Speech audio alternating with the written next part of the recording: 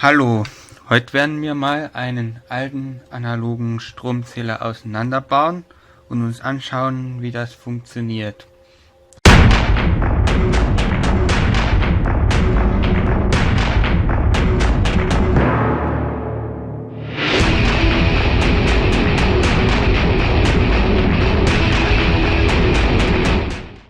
Ich habe hier einen alten analogen Stromzähler, der nach seinem Erfinder Galileo Ferraris auch Ferraris-Zähler genannt wird. Nach einer neuen EU-Verordnung werden solche Zähler nicht mehr verbaut, bei Neuinstallationen oder auch beim Zählertausch. Da gibt es jetzt digitale, die man fernauslesen kann. Gut, bei meinem Exemplar handelt es sich um einen Einphasen-Wechselstromzähler. Wenn ihr nicht gerade in einer kleinen Wohnung wohnt, dann werdet ihr im Zählerkasten jedoch einen Drehstromzähler höchstwahrscheinlich finden. Nicht immer, aber meistens.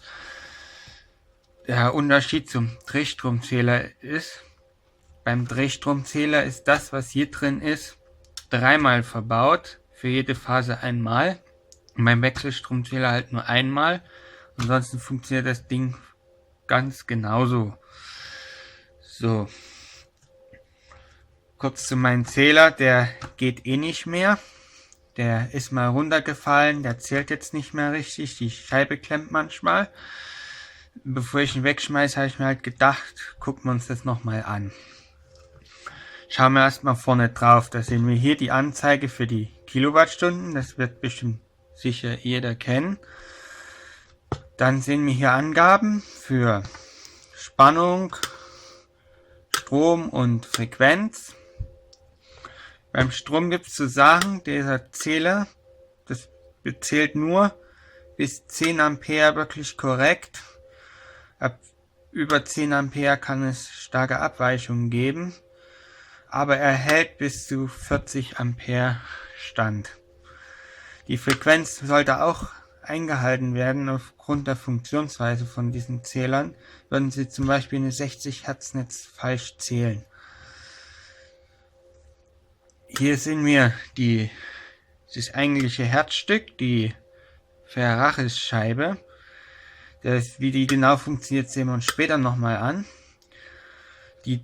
Und das ist die Zählerkonstante, die sagt, wie oft sich die Scheibe drehen muss, dass 1 Kilowattstunde verbraucht wird.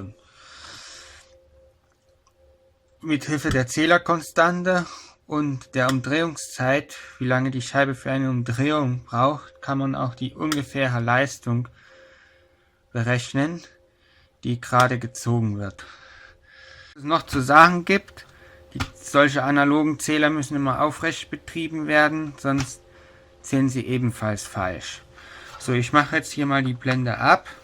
Das ist normalerweise verplombt, wenn das im Zählerkasten installiert ist, damit keiner Strom klauen kann. So, dann sehen wir hier den Anschluss. Da wird einmal der Außenleiter durchgeschliffen und einmal der Neutralleiter durchgeschliffen. Das nennt man auch Schaltung 1000. Der Neutralleiter ist im Zählerinneren einfach nur gebrückt und die Phase wird im Inneren durch eine Spule geleitet und zur Spannungsmessung gibt es eine weitere Spule, das zeige ich euch nachher noch. Bei Drehstromzählern ist das einfach dreifach, das nennt man Schaltung 3000, weil man bei Drehstrom ja 3 Phasen halt hat. So. Ich klemme jetzt die Zuleitung aus. In eurem Haus werden die natürlich dicker sein.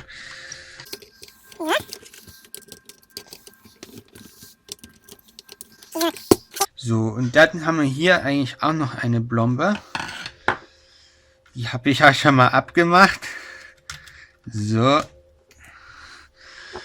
Und ja, dann können wir den Deckel hier mal abnehmen. So.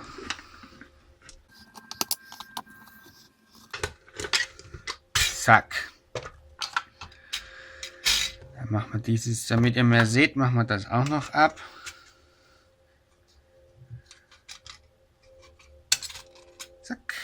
So, hier sehen wir jetzt die Ferraris-Scheibe und da hinten sehen wir die Spulen. Das funktioniert folgendermaßen, ähnlich wie ein Asynchronmotor.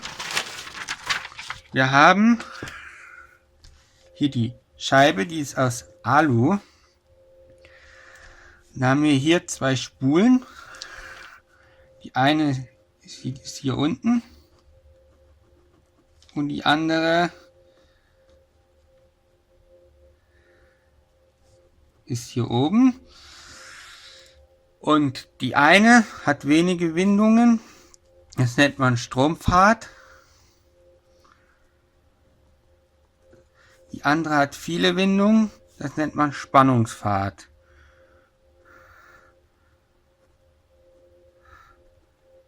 So. Die Spule im Spannungspfad hat sehr viele Windungen und dadurch eine sehr hohe Impedanz. Es fließt hier nur ein geringer Strom. Diese wird zwischen L und N angeschlossen. Und weil die Induktivität so hoch ist, ist der Strom auch noch um 90 Grad Phasen verschoben. Der Strompfad, da fließt der Strom des Verbrauchers durch. Und das Magnetfeld des Strompfads ist umso stärker, je mehr Strom hier fließt. Und da bildet sich jetzt hier, ähnlich wie beim Asynchronmotor, ein Drehfeld oder Wanderfeld aus, das die Scheibe langsam vorantreibt, aber mit einer sehr geringen Kraft. Es geht so, da entstehen Wirbelströme in der Scheibe und die erzeugen Gegenmagnetfelder und die drücken die Scheibe langsam weg. Und je mehr Strom hier fließt, desto ausgeprägter ist das Drehfeld und desto mehr über die Scheibe, desto schneller bewegt sich die Scheibe. So, das sehen wir hier hinten. Da unten, vielleicht bauen wir das dann noch aus. Das hier vorne ist ein Bremsmagnet, damit die Scheibe nicht immer schneller und schneller wird, sondern immer sich bei dem konstanten Strom mit konstanter Geschwindigkeit bewegt. Und hier unten sehen wir noch einen Widerstand. Da ist zur Justage im Werk, damit man den Stromzähler genau eichen kann. So, und die Anzeige, die wird hier beim Schneckengetriebe betrieben.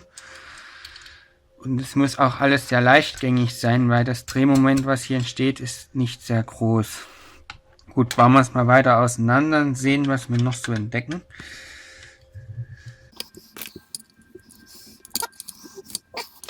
Wenn es auseinandergehen würde. Ach, das ist zum Justieren. Ah, das ist zum Justieren des Bremsmagneten. Also, ich habe das jetzt anders rausgebaut. Ich habe das von hinten abgeschraubt. Also hier sehen wir nochmal ganz gut die Spulen. Das ist der Strompfad. Und das hier oben ist der Spannungspfad. Hier war vorher die Phase durchgeschliffen. Das war der Neutralleiter. Ja, und dieses Ding hier war dazu da, um den Spannungspfad anzuschließen. Hier sieht man nochmal ganz schön das Zählwerk. Die Rädchen drücken das immer ein Stück weiter. Wenn hier auf 9 hochgezählt ist, dann wird der nächste Ring ein Stück weiter gedrückt. Vielen Dank fürs Zusehen. Ihr könnt ja ein Abo dalassen oder einen Daumen hoch geben und dann bis bald.